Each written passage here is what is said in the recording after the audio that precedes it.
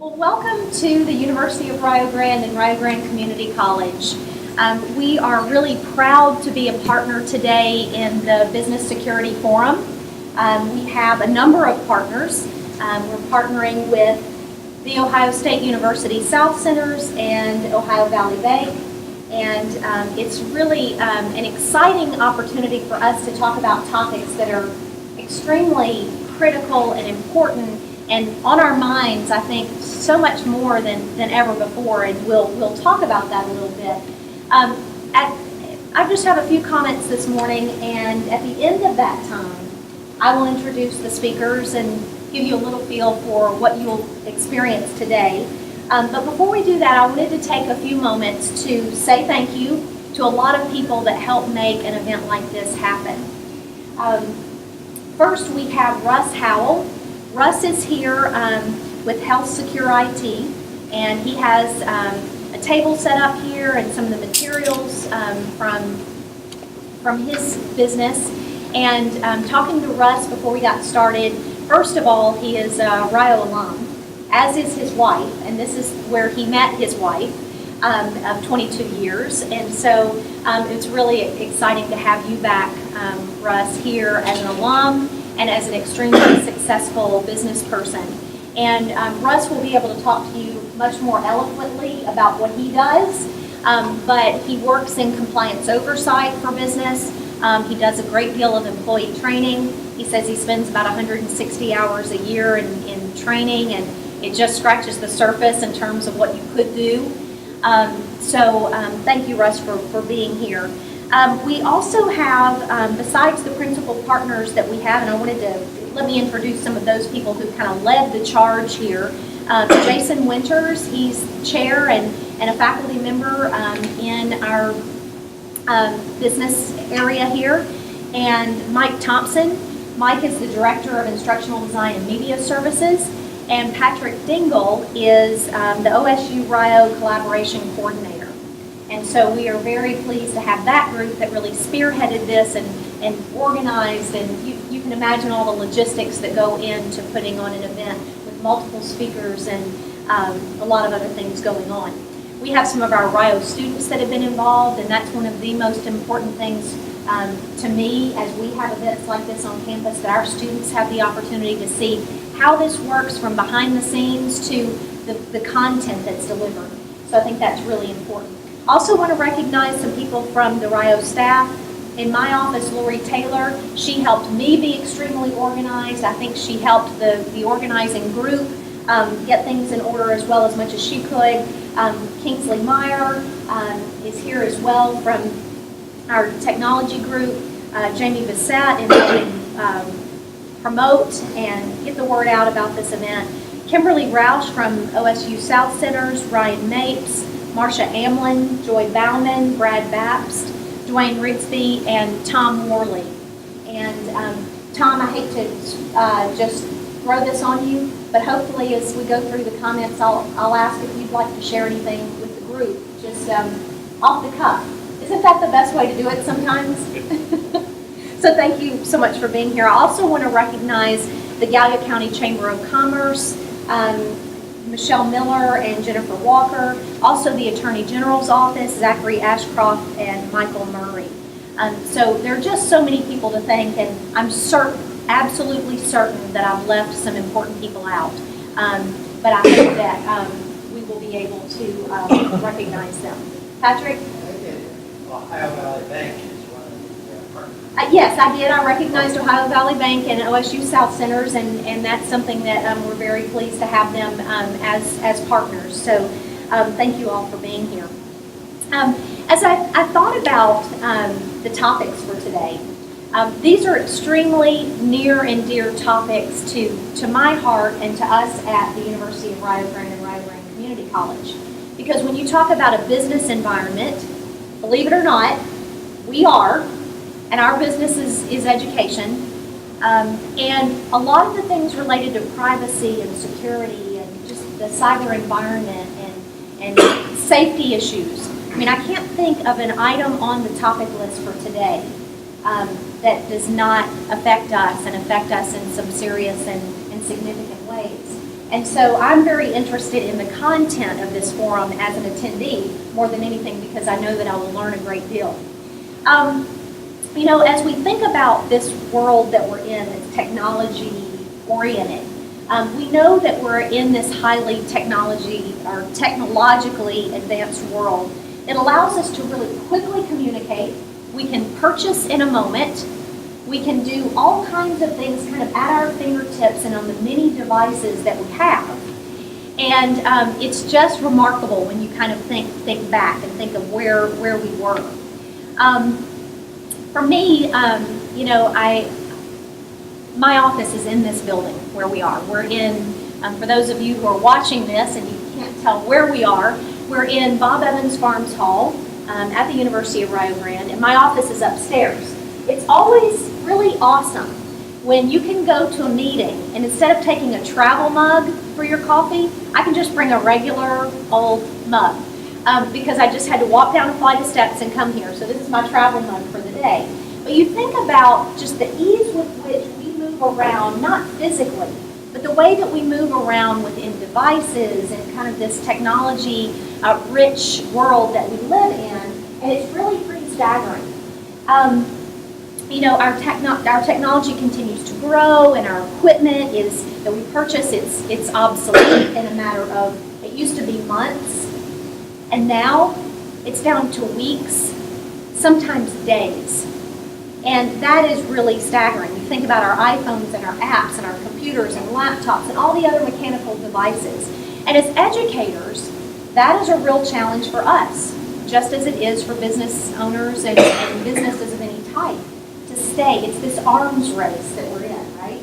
To stay up, to stay current, to be relevant, to be able to use tools that are often expensive, but they're convenient for the consumer. And what we know is that when we reach out to our consumers and those that we support with convenience, what do we also lose? We lose some security. We lose some privacy. And then we have to solve that. How do we still maintain the appropriate level of privacy and security as we extend conveniences to those that we serve? I think about, I have a little bag of tricks here. And I actually had to borrow this watch from our provost because I realized that a lot of us don't wear watches anymore because we have our cell phones and we're able to see what time it is, and this is quickly becoming something that we don't see a lot. We're wearing other things on our wrists, but they're often not watches. So this is a good old analog watch, and I'm thinking back. I'm a runner. Some of you may run, and what happened? What I've noticed as I look back at the kinds of tools that I use, it's pretty easy to run. You don't have to have a lot of. You need to have your legs under you, but other than that, you don't need a lot, right? But a good watch is helpful if you really kind of want to motivate yourself and know how you're doing. Am I going faster? How far am I running? And when I first started running, I wore a watch kind of like this. It was a Ironman Indiglo, good old, just start that timer and then you go, right? And you think about that, and that was really, I was wearing that watch 10, 12 years ago, not too terribly long ago.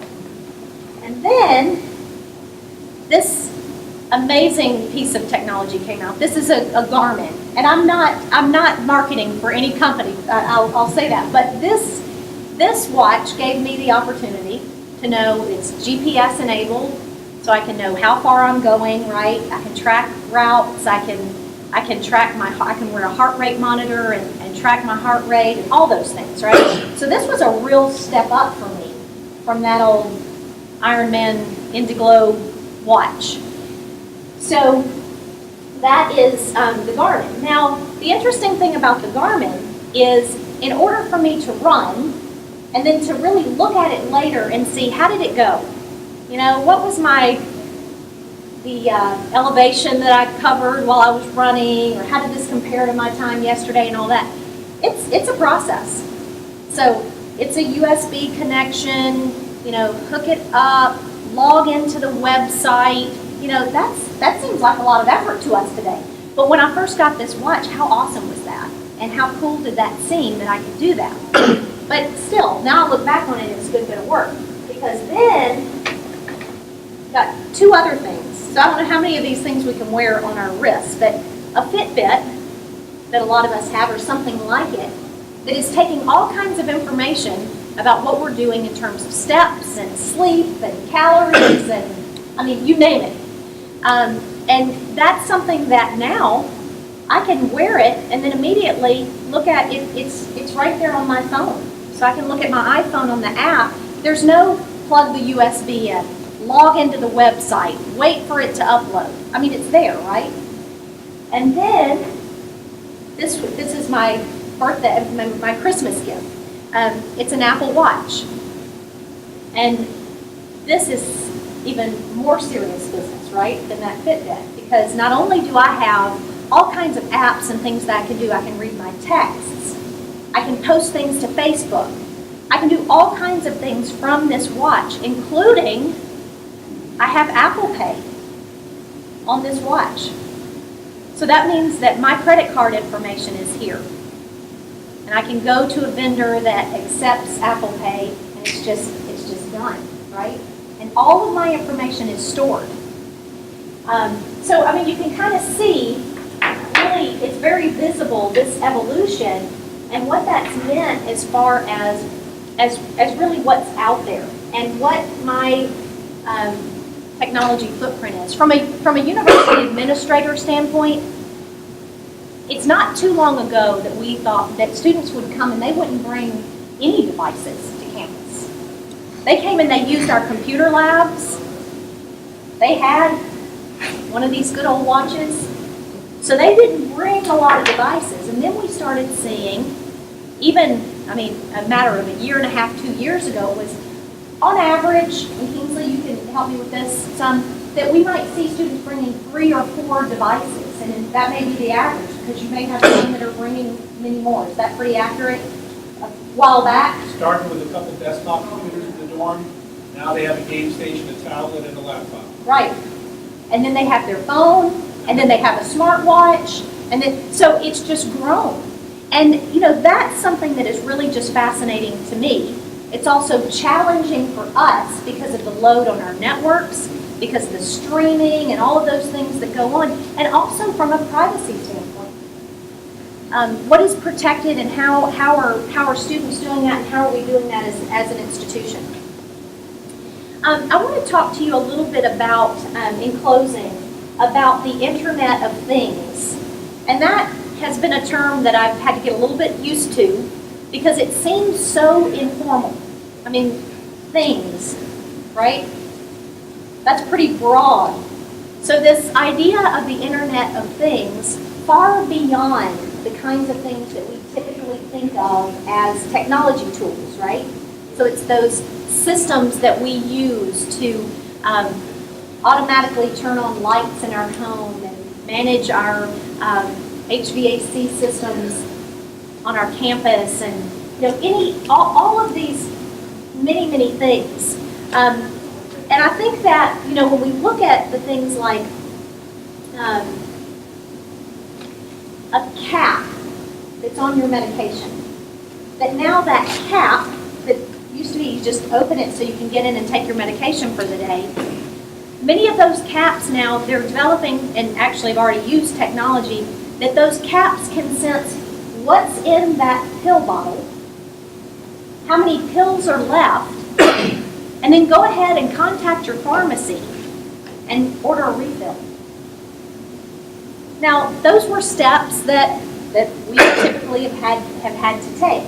But those are the kinds of things that are in this Internet of Things that connect and don't just notify you now, but they actually take action. So another example for me, and I can't wait to get some of these, but they actually go into your outlets in your home. You could use them in business as well. So that when my daughter, I have teenage daughters, and when they plug in their curling irons in the morning, And then I have this fear at about 11 o'clock in the morning, I wonder if they turned those off. Because nobody's home, and I hope that curling iron is not still hot. And now you can go in with these devices and you can actually turn the power off to those outlets. Now how wonderful is that? Think about the convenience, think about the security, think about fires and things like that that could be avoided.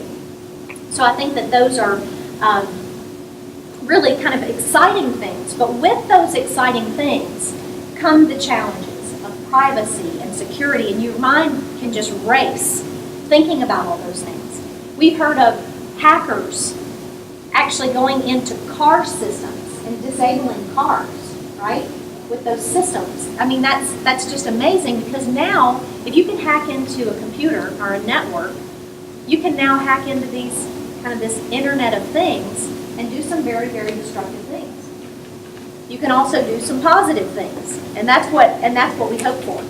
I don't know if you can see this little strip here from Dilbert, but basically you have the supervisor here that says, wear this biosensor, put this on so that management can monitor your health during the day. And here's the employee thinking, wow, gosh, you care about me so much, you want to know if I'm healthy, and how kind. And the supervisor said, oh yes, I do. And then going back to his office, and they're kind of looking at all this data that's coming in about him. Employee 479 doesn't have shallow breathing, so you can give that one some more work. So, I mean, it's like those things, how do we use this information that's coming to us? And, what are we doing with it? Our refrigerators are smart, right? They have computers in them now. And they send emails when they need filters, and they order filters, and they're at your house because now it's time for that. Who knew?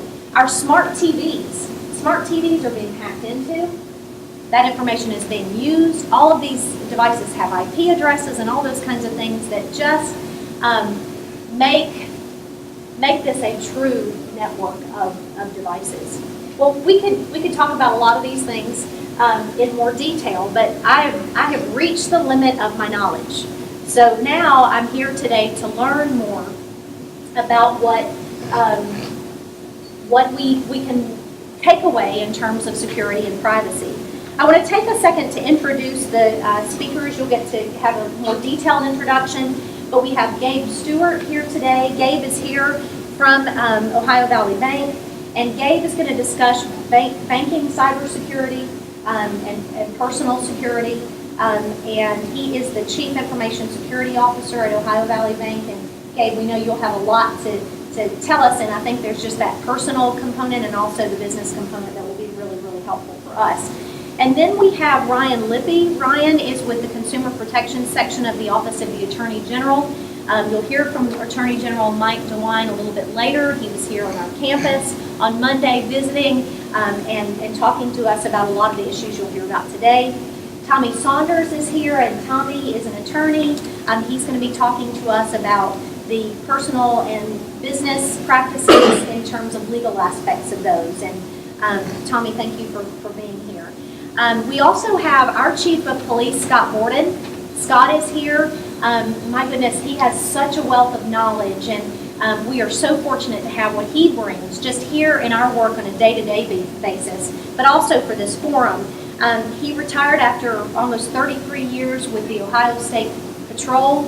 In the Highway Patrol, he had so many honors. He was recognized as a Trooper of the Year many times over, and received a humanitarian award and a Distinguished Service Award of Public Service from the Attorney General. And there are just so many accolades that Scott has. I'm so proud of him and so proud that he's part of the Rio family. But he's going to talk to you about kind of the personal safety issues, and I think that's always something that is on our minds. I know it is here on our campus. Welcome to our Business Security Forum. I'm Mike DeWine. I'm the Attorney General of the state of Ohio. And let me just thank Dr. Johnston and Rio Grande for hosting us. We appreciate it very, very much. I think you're going to have a good session. We have some good speakers, and I'm just sorry that I can't be here in person. One of the more amazing things when I became Attorney General was to find how many scams are out there and how many con artists are in the state of Ohio or trying to reach into the state of Ohio. You know, I suppose we've always had crooks, we've always had con artists since time immemorial. But today they have a very long reach. And that reach can be long distance telephoning. That reach many times is the internet. So much of what we warn the public about comes from scams that derive from the internet or derive from long distance telephoning. For example, right now in Ohio, somebody is falling for the grandparent scam. The grandparent scam is you're at home, you get a call, it's your granddaughter Sarah. Sarah's crying, you can't really understand her, and she says, "Grandpa, I'm in trouble." "What's wrong?" "I'm in Fort Lauderdale." "Well, Sarah, what are you doing in Fort Lauderdale? I thought you were at college." "Well, don't tell Mom and Dad." Then the big hit is, "I need money. I'm in jail, really wasn't my fault, but they threw us all in jail. I need $1,000 to bond out. I need $2,000. And what she then asks you to do is to go down to a store and get a Green Dot card or some other card where that money can be transferred directly down to her or wire transfer that money. Of course, it's not Sarah at all. It is a scam artist who has found out that that's your granddaughter's name. Craigslist is another thing that we warn people about.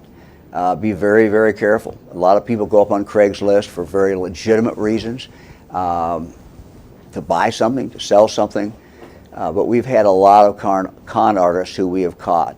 We had, for example, a couple who were in Coshocton County a couple of years ago. They were ripping people off in, I think, 46 or 47 states. And the way they did it was go up on Craigslist and advertise that they had tickets to the hottest event around, whatever it was, Lady Gaga concert or the PGA playoffs or NBA. And people would send money, and then they never would get a ticket back because these people did not own a ticket at all. It was just all a scam. All kinds of different scams that you see up on the internet. The sweepstakes scams. You've won the sweepstakes, or you get a call and says you've won it. And most of these scams involve you giving them some money and they give you money. Of course, the money they're giving you supposedly is more. To get your sweepstakes, you have to write a check for $500 to them for handling fees. You send it out. Of course, they cash your check. Your check is good. The check they give you is no good. A lot of it is just common sense.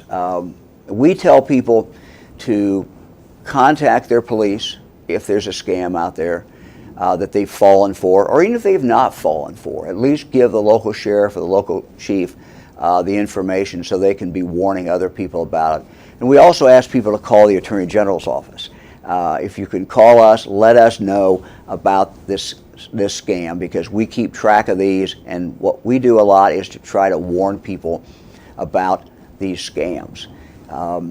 We also have the more traditional scams. A storm goes through the area and someone comes through and they're going to fix your roof, but you've never heard of them, you don't know where they are, where they came from, and they want cash.